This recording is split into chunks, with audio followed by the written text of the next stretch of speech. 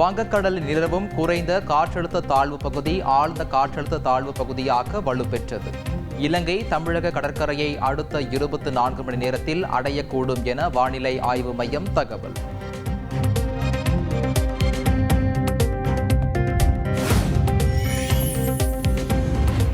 மயிலாடுதுறை, நாகை, தஞ்சை, திருவாரூர், கடலூர் ஆகிய மாவட்டங்களில் இன்று கனமழைக்கு வாய்ப்பு.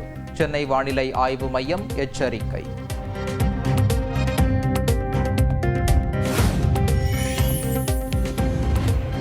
வன்னியர்களுக்கான உள்இட ஒதுக்கீடு வழங்கும் சட்டத்தை முறையாக கொண்டு வராததே உச்சநீதிமன்றம் தடை விதிக்க காரணம். சட்டப்பேரவையில் முதலமைச்சர் மு.க. ஸ்டாலின் விளக்கம்.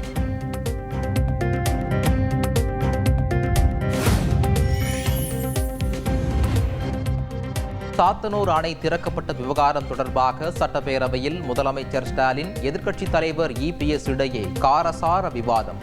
முறையான எச்சரிக்கைக்கு பிறகே அணை திறக்கப்பட்டதாக முதலமைச்சர் ஸ்டாலின் விளக்கம்.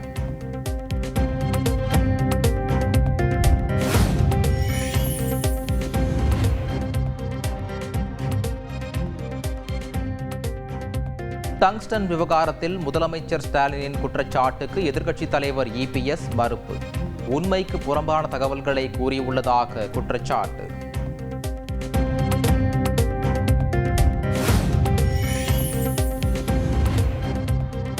தமிழ்நாட்டில் அதானி நிறுவன முதலீடு குறித்து தவறான தகவல்கள் பரப்பப்பட்டு வருகிறது. நானும் அதானியை சந்திக்கவில்லை, அதானியும் என்னை சந்திக்கவில்லை என பேரவையில் முதலமைச்சர் ஸ்டாலின் பேச்சு. விளக்கம் தேவையா?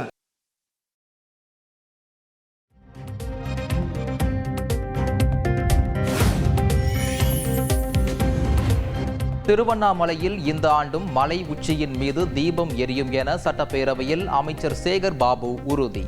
பாரம்பரியமாக நடைபெற்று வரும் தீப திருவிழா தடைபடாமல் நடைபெறும் என்றும் திட்டவட்டம்.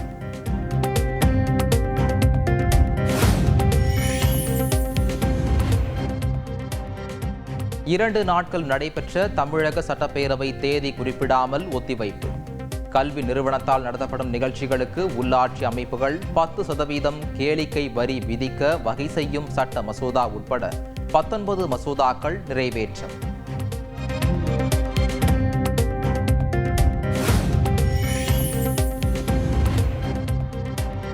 மணிப்பூர் விவகாரம் மட்டும் போதாது, அரசியல் பயணத்தில் நிறைய தூரம் உள்ளதால் அனைத்தையும் கற்றுக்கொள்ள வேண்டும்.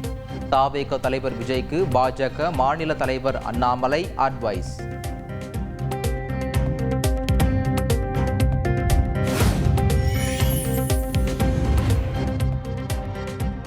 மெக்காலே என்ற ஒரு மனிதர் வராமல் இருந்திருந்தால் வேத பாடசாலைகளும் சமஸ்கிருதம் மட்டுமே போதிக்கப்பட்டு இருக்கும்.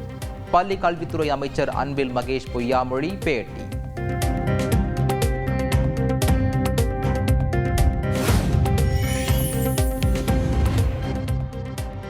பன்னிரண்டு ஆண்டுகளுக்கு மேலாக பணியாற்றி வரும் பகுதி நேர சிறப்பாசிரியர்களை கைது செய்ததற்கு பாமக நிறுவனர் ராமதாஸ் கண்டனம்.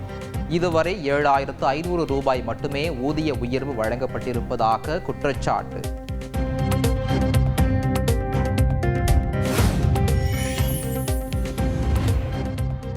தூத்துக்குடி மாவட்டம் கோவில்பட்டியில் மாயமான சிறுவன் சடலமாக மீட்கப்பட்ட சம்பவ இடத்தில் மாவட்ட எஸ்பி நேரில் விசாரணை.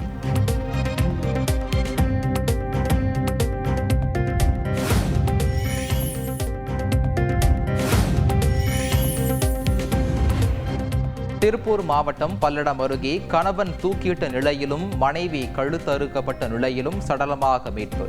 தற்கொலையா கொலையா என போலீசார் விசாரணை.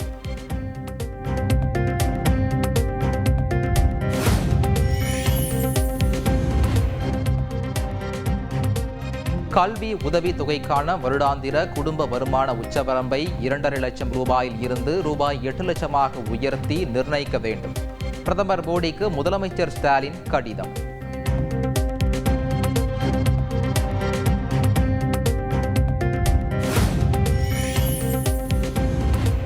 அதானி விவகாரத்தை விவாதிக்க கோரி நாடாளுமன்ற வளாகத்தில் இந்தியா கூட்டணி எம்பிக்கள் ஆர்ப்பாட்டம். எதிர்க்கட்சிகள் தொடர் அமளியால் நாடாளுமன்றத்தில் இரு அவைகளும் நாளை வரை ஒத்திவைப்பு.